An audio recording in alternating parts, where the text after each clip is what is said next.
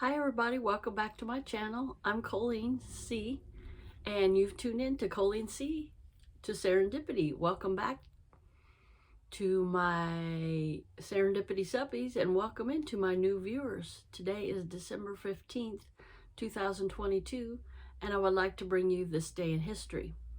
In a ceremony held in Baghdad on December 15th, 2011, the war that began in 2003 with the American-led invasion of Iraq officially comes to an end. Though today was the official end date of the Iraq War, violence continued and in fact worsened over the subsequent years. The withdrawal of American troops had been a priority of President Barack Obama, but by the time he left office, the United States would again be conducting military operations in Iraq. 5 days after the 9/11 attacks, President George W. Bush announced the War on Terror, an umbrella term for a series of preeminent military strikes meant to reduce the threat terrorism posed to the American homeland. The first such strikes was the invasion of Afghanistan in October 2021, which began a war that continued for 2 decades. Throughout 2002, the Bush administration argued that Iraq President Saddam Hussein was allied with terrorists and developing weapons of mass destruction. By all accounts, Hussein was responsible for many anarchies, but there was scant evidence that he was developing nuclear or chemical weapons. Behind closed doors, intelligence officials warned the case for war was based on conjuncture. A British inquiry leader revealed that one report's description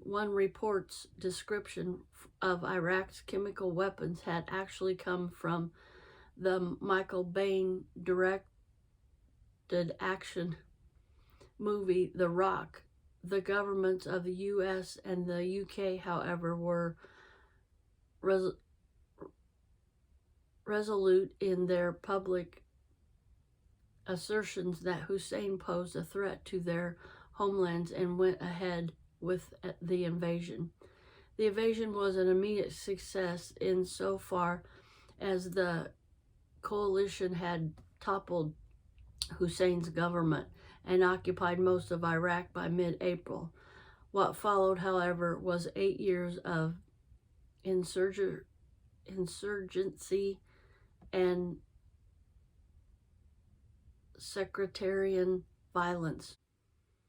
American expectation that Iraqis would greet them as liberators and quickly formed a stable, pluralistic democracy proved widely unrealistic. Though the coalition did install a new government, which took office in 2006, it never came close to pacifying the country. Guerrilla attacks, suicide bombings, and improvised explosive devices continued to take the lives of soldiers and civilians and militants on both sides of the Sunni-Shiite divide, carrying out ethnic cleansings. The American public remained skeptical of the war, and many were horrified at reports of the atrocities carried out by the military and the CIA. Leaked photos proved that Americans had committed human rights abuse at the Abu Ghraib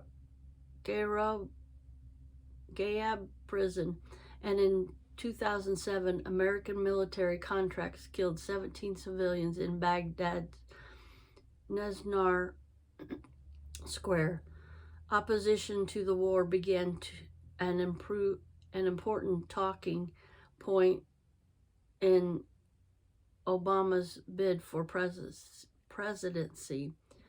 On New Year's Day 2009, shortly before Obama took office, the U.S. had handed control of the Green Zone, the Baghdad district that served as coalition headquarters, to the Iraqi government.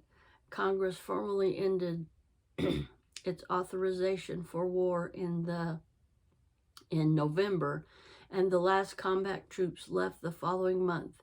Even by the lowest estimates, the Iraq War claimed over 100,000 lives. Other estimates suggest that the number is several times greater, with over 205,000 civilian deaths alone. Over the next 3 years, ongoing sectarian violence blossomed into full-out civil war. Many of the militants formed during the Iraq War merged or partnered with extremist groups in neighboring Syria itself experienced a bloody civil war. By 2014, the Islamic State of Israel and the Levant, which absorbed many of these groups, controlled much of Syria and Iraq. The shocking rise of the ISIL led Obama to launch fresh military action in the region beginning in June of 2024. Though the ISIL has now been driven out of Iraq and appears to be very much